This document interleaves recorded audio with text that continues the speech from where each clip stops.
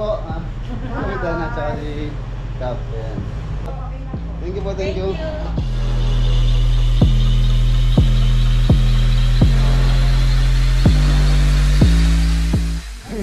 Ang dami. Puno po yung lamesa. Ayun, isa. Maging sisira to kuya, mainit. May sila kapag compactor. Compactor, oh. Dadaling ko po dun sa site.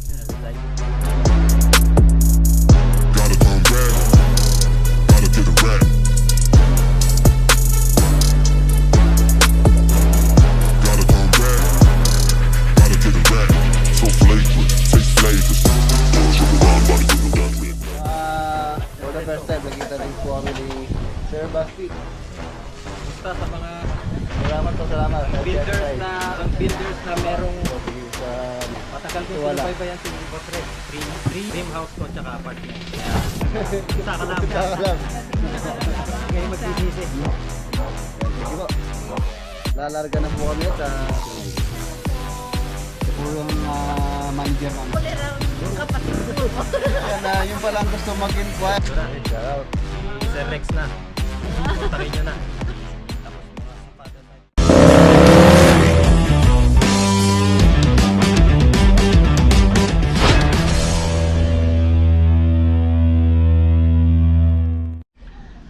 Good morning. Yun. Shoutout kay Auntie Flower tsaka kay Auntie Maria Daya. Ayan. Siya po yung bibigyan nito si Auntie Flower. Yan, nandito tayo sa farm. January 24 po tayo ngayon, Miraculous. Ayan, bale. Ito sila pala na to, yung ating elevated kubo. Noon pong January 6 nabuhusan yan. So halos kung January 6, 7, 8, 9, 10, 11, 12, 13, 14, 15, 16, 17, 18, 19, 20, 21, 22, 23, 24, 24. Nasaan na yata siya? 6, 18 days. 18 days ba? Tama ba? 6, tapos 24, nasa 18 days. 6, 7, 8, 9, 10, 11, 12, 13, 14, 15, 16, 17, 18, 19, 20, 21, 22, 23, 24. 18 days. 18 days na pala yan. Yung ating elevated kubo. So, siguro sana pwede na to. Sa next week ay pa-strip na natin, palilinisin natin. Patatanggalan po na po natin yung mga tukod dito para luminis na. Tapos yung kapon di rin pumasok yung ating welder. Yan, hindi pa po na-continue yung paggawa ng hagdanan packet doon sa itaas. Tingnan natin mamaya kung papasok siya para mabili ko rin yung materials na gagamitin doon. Kapon kasi nagpunta tayo sa Tarlac, tapos pinaayos ko yung motor bago umalis yung motor na kolong. Good morning, good morning. Good morning, good morning. Magkape muna tayo. Ayan, 21 days. Pwede naman po ng strip kung 21 days. Pero mas maganda kung kukompletuhin nyo hanggang 4 weeks or 28 days. Pero ito, wala naman ng load sa taas. So hindi naman siya ganun kabigat. Yung 3 weeks pwede na yan. Pwede na yan. Para luminis na, makita na yung pinaka-structural nitong ating elevated kubo. Elevated kubo. For the meantime, elevated piggery muna. Ayan yung ating mga alagang baboy. Nakakatuwa. Malalaki na po sila. Naghahanap na lechonin. Baka naman. Ayan, pwede na pong panlechon yan. Ayan, yung tulad sabi ko dati, yung ganong kalaki. Nabili ko last December 2023, yung ginamit natin sa Christmas party. 8,000 yung ganong kalaki. Kami na po nag-lechon. 8K. Nabili ko po ito mga bake. Mga bake pa lang sila. 2.5, 4.5 ang isa. Dito tayo lobby dyan sa mga yun. Dito nagpapatubig na po yung mga ano dito, farmers oh. Ayan oh, may tubig na yun oh. Nagpapatubig na sila. Pwede naman patubigan yan, matangkad na yung palay. Ang dami ding ibon. Mga ibong tagak, kung tawagin sa amin, tagak. Tagak. Dito hindi pa naaabutan ng tubig. Dito sa may area natin. So mamaya, babalik po tayo sa Tarlac. Mamaya, ihahatid ko yung compactor. Kailangan na po kasi nila doon yun para ma-prepare yung flooring. Ang balak namin doon i-flooring muna. Prepare muna yung flooring, mga flooringan para mas malinis magtrabaho pagka naka-flooring na. Kape tayo, kape. Ayun, pumasok na si Ramiro. Yan na, pumasok siya. Bibili ako ng angle bar, Didos. Let's go, bili muna tayo ng bakal para bago tayo umalis.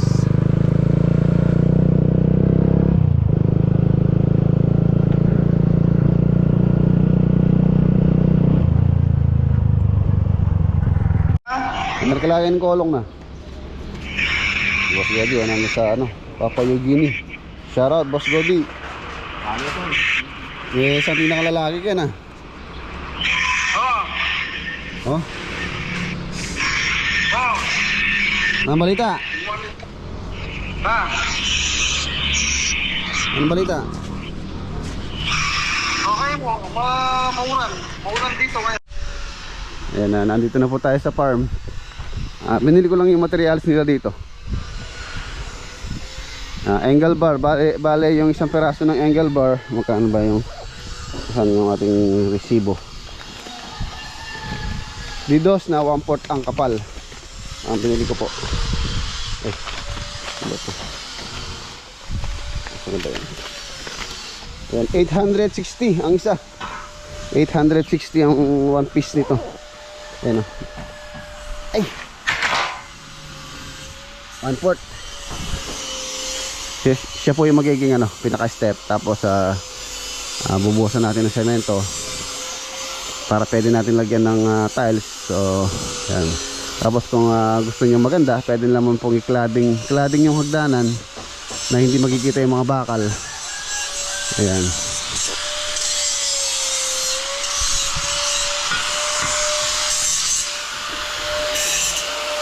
Apa na yung step dyan Ayan naman yung step oh. Ayan. Tapos ilagyan natin ng grilling kahit yan lang kawayan. Ayan.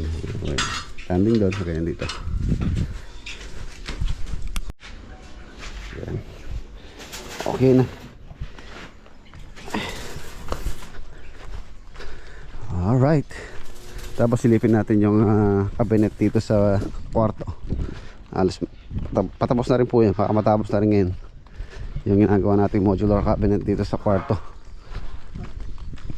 Yan, pupunta po ako sa Tarlac ngayon. Dadaling ko yung compactor. Tapos umuwi po yata yung may-ari doon, si Sir Basti tsaka si Ate May. So mamaya magkikita tayo doon sa project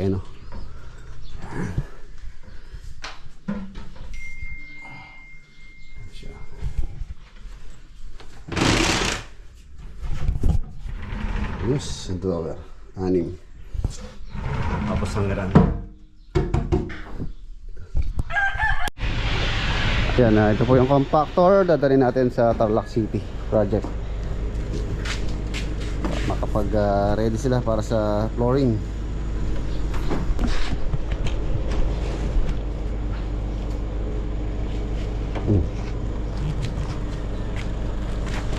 Ang bigat. Okay, 1, 2, 3. Wait.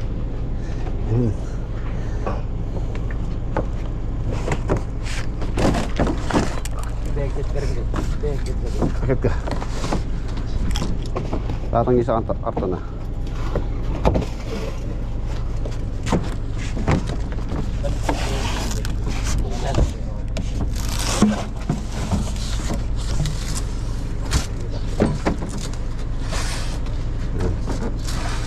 Tali mo yung handle na.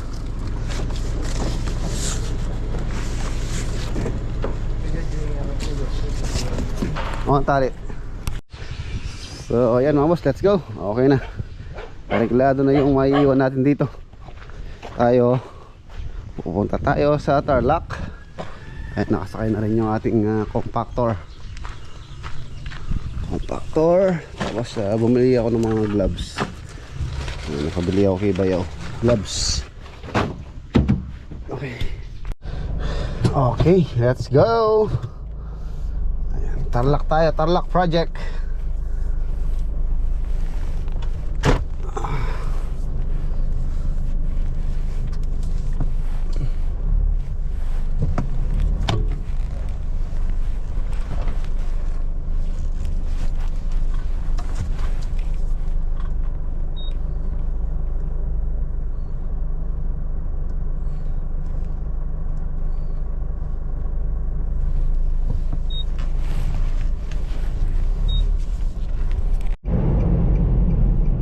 Dito na po tayo sa Hacienda Luisita exit.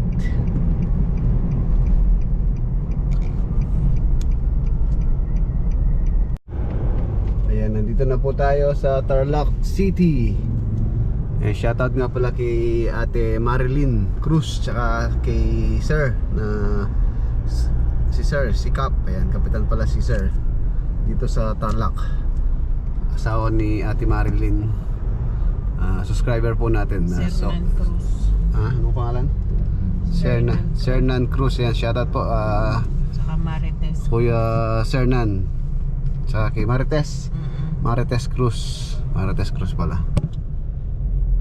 Shoutout po, taga Tarlac.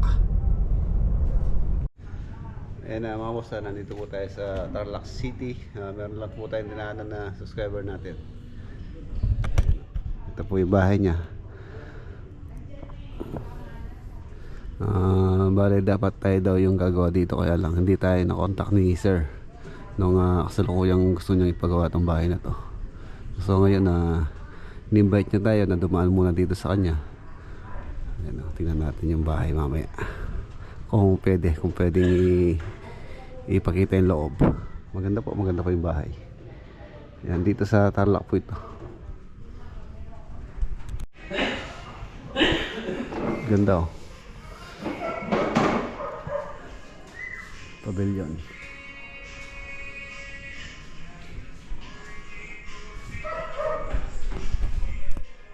DC panel.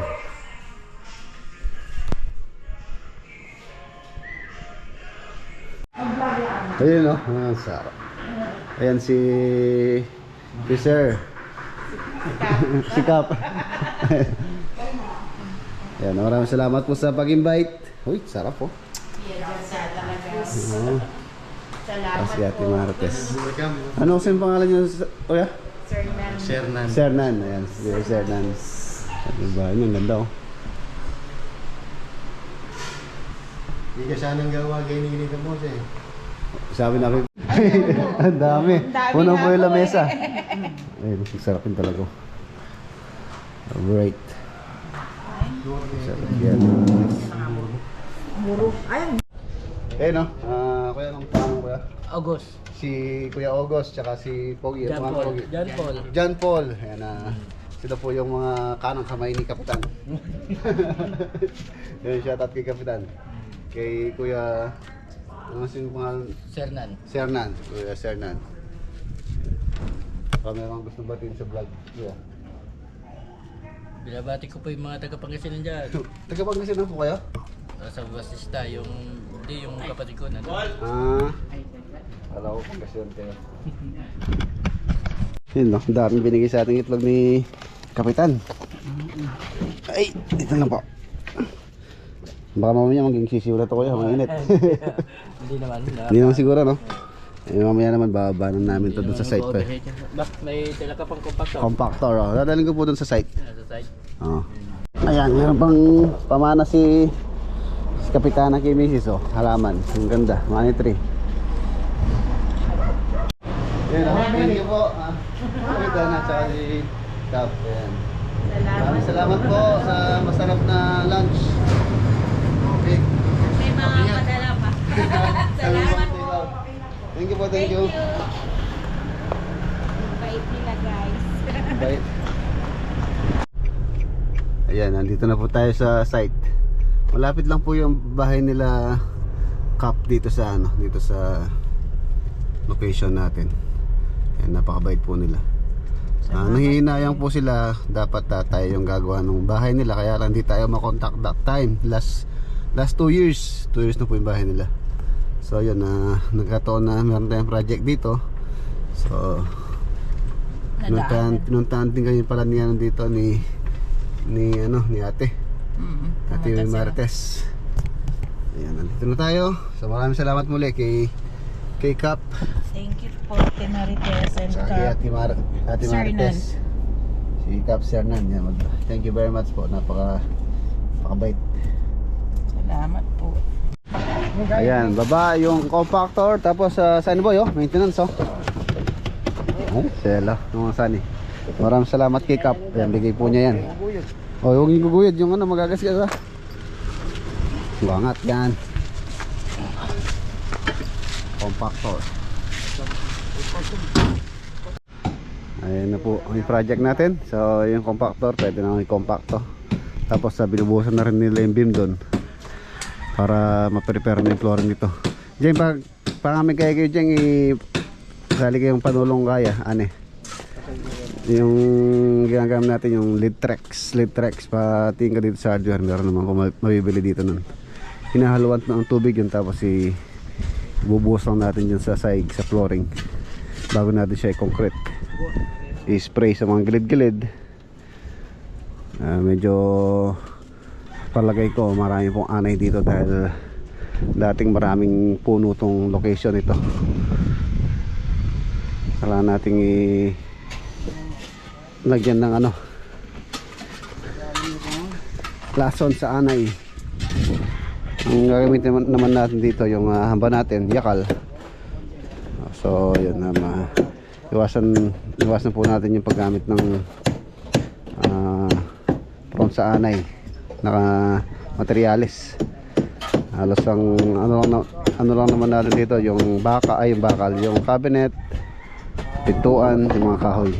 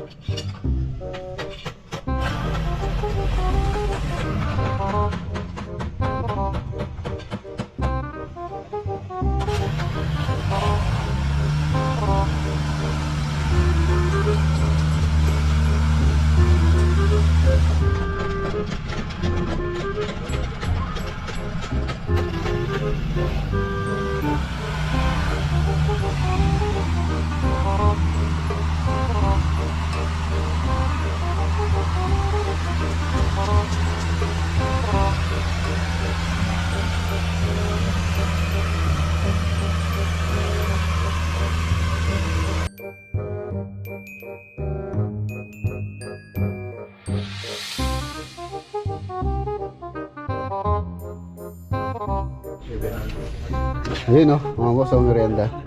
Maraming salamat kay Ate May tsaka kay Sir Basti. Ayan, merienda muna tayo. Tawagin muna sila, merienda muna tayo. Tapos maraming salamat muli kay Kapitan tsaka kay Kapitana. Ito balot po ito. Ano natin mamaya sa kanila. Mag-iwan tayo dito. Merienda! Merienda! Ayan o, lapit na makompleto yung plinth beam. Tapos yan, nabilis na yung trabaho. Tapos yung lang isang unit dito. Ayan, maraming salamat muli. Ayan, pansit. Kanta muna kayo ng happy birthday. Happy birthday, Mang Sunny. Happy birthday. Oo nga pala, malapit yung birthday ni Master Bote Nante. Sa January 32. 29. Ano yung pansit ay pansit? Wala masiyo. Ang sarap ng pansit ah. Anong klaseng pansit to? Pansit Canton? Yung kamukha na niluto ko? Ha? Sarap po.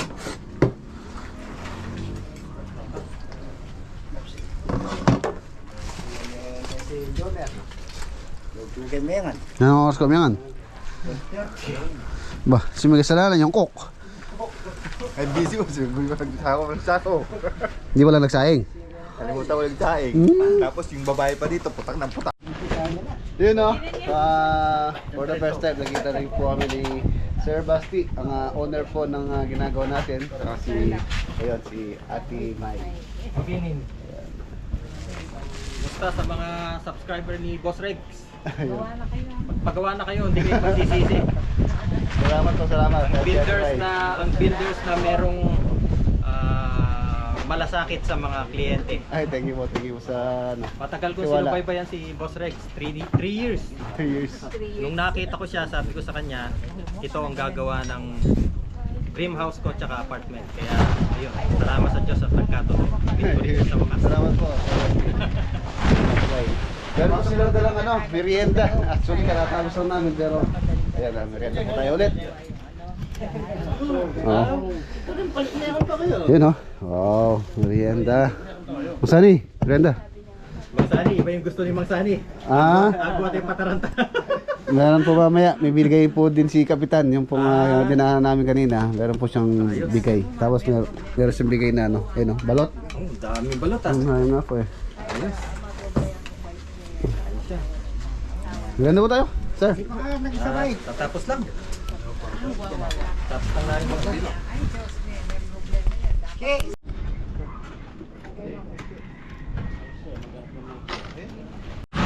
Ayan buhusan ng beam. Gandaan, yung mixer tutok lang, materyales tutok. So, yan po yung nagpapabilis sa ating trabaho. Wala silang kahirap-hirap sa paghahalo. Dire-diretso lang yung pagkabuhusan. Lalo na pagka asintada. So lahat naman ng kailangan ihalo sa mixer, mabilis. So, you know?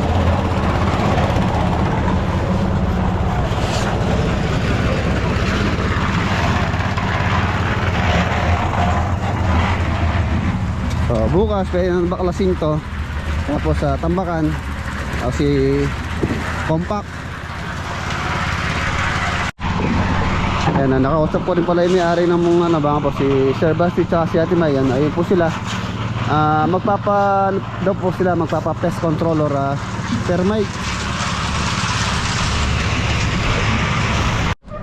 Ayan, maraming salamat Ate May at si Sir Basti. Thank you very much po. Sir Rex lang. Ang sakalam. Sakalam. Hindi na ako sakalam. Mahinang sakalam, sabi na ni Paul. Mag-inquire na kayo. Hindi kayo magsisisi. Yan, thank you po. Maraming salamat. So, yan.